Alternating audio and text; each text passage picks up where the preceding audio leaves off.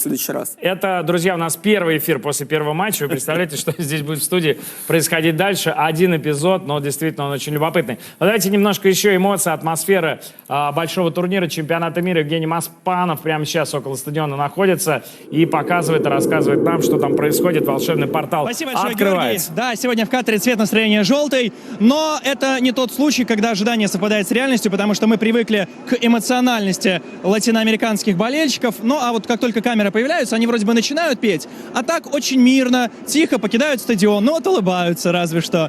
Веселые, радостные, понятное дело, что их команда победила, все у них хорошо. Конечно, другая ситуация у фанатов Катара. Ну, если их можно назвать фанатами, у зрителей Катара, потому что некоторые из них начали уходить со стадиона за 10 минут до завершения матча, и я пообщался с некоторыми из них. Ребят, но серьезно, первый матч чемпионата мира. Вы так ждали долго этого чемпионата мира. Но почему вы не остаетесь со своей командой до конца? Но они ответили мне следующее. На самом деле, дело даже не в том, что команда их плохо сыграла, а в том, что, как я уже говорил, стадион Аль-Бейт самый удаленный от Дохи, и некоторые, прогнозируя пробки, просто не хотят встрять на дороге.